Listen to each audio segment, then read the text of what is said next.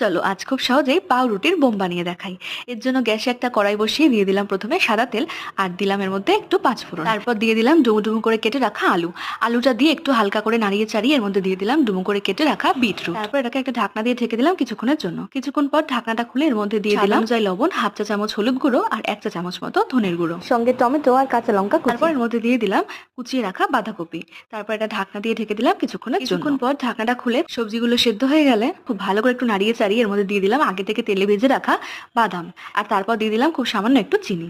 তারপর এটাকে আবার বেশ কিছুক্ষণ একটু নাড়িয়ে চাড়িয়ে নামিয়ে রেখে ঠান্ডা করে এবার কিছু স্লাইস পাউরুটি নিয়ে পাউরুটির ধারগুলোকে কেটে নিলাম।